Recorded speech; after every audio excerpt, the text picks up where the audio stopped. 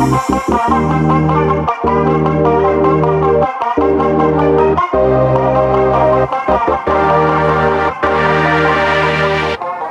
sports fans, and welcome back to yet another exciting segment of What's Up with Sports, brought to you by The Source. I'm your man, G-Money. Let's get started right away. But before we do, I just want to let you know a couple of things.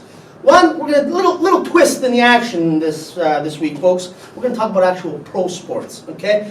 So I just wanted to let you know that we were on the same train of thought, if you know what I mean. Okay, NFL, here we go. Cincinnati Bengals, wide receiver AJ Green, sorry, I'm colorblind.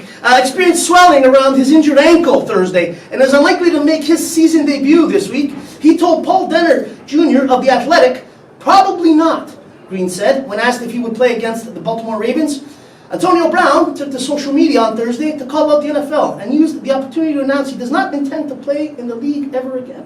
A threat he's made before. We'll see about that, folks. Okay, the Chiefs quarterback Patrick Mahomes was a full participant in practice Wednesday, a sign he could be ready to make his return in Week 10.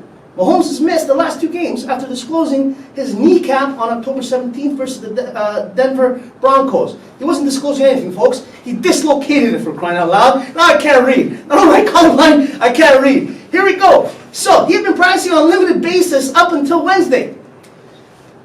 We're going to switch to the UFC, but before we do, I don't know why nobody mentioned about the Bills. Folks, the Bills are 6-2. First time since 1993. Can you believe it? Winning record. Keep it up, boys. Fantastic. Okay, UFC. It appears Nate Diaz could be walking away from the octagon once again. The UFC star appeared to announce Thursday that he's no longer pursuing a rematch with Jorge Masvidal and hinted that he could be heading for retirement. All right, to the hardcore, folks. Philadelphia 76ers star Ben Simmons left Wednesday's game versus the Utah Jazz after sustaining a minor sprain of the AC joint in his right shoulder. According to the Athletics director, Derek Bodner, he will be reevaluated Thursday in Denver. The Houston Rockets, on the other hand, James Harden's era haven't just been emblematic, oh my God, who wrote this, of what you might call the modern NBA. To an extent, they're the reason it exists in its current stylistic form. Sure. Okay, to the pitch, folks. And if you don't know what I'm talking about, that means soccer. Okay, Antonio Conte let loose after Inter's second half collapse against Borussia Dortmund on Tuesday. Oh my God. Second best for the bulk of Wednesday's rainy 2-1 victory over Lokomotiv Moscow. But were rescued by Douglas Costa, who came off the bench to score a sublime goal with some help from Gonzalo Higuain in the 93rd minute of a physical contest. To baseball, ladies and gentlemen. Cesar Sabathia is done on the mound, but he's apparently still pitching for the New York Yankees in free agency. On the most recent edition of his R2C2 is Uninterpreted podcast, the retired southpaw said he's already spoken with Jarrett Cole, the top pitcher available this winter. But life in the Bronx. To NHL, my personal favorite, Mike Babcock might not have been too impressed with his Toronto Maple Leafs after they squeezed out 2 points against the lowly Los Angeles Kings on Tuesday, but he saw the game as a stepping stone. Well, thank God. Anyways, we need to grow that, the head coach said post-game, according to Yahoo Sports' Justin Cuthbert. We need to figure out who we are, and the harder the game is for us, the better it is. Don't get me started about the beloved Leafs, folks. Next, St. Louis Blues dealt forward Robert Fabry to Detroit Red Wings in exchange for forward Jacob De La Rose. The Cubs announced Wednesday night.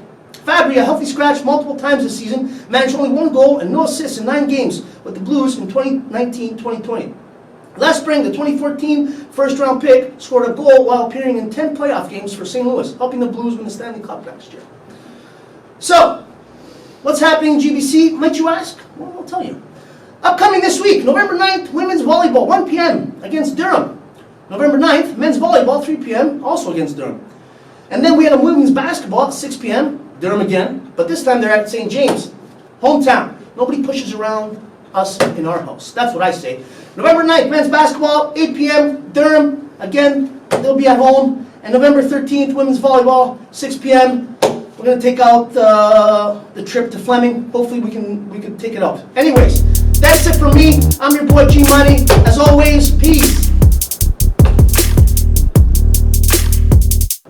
Hey, sports fans. Sorry, you know what? I was on my way out. Look, I got my jacket on and everything. I gotta run. But I completely forgot.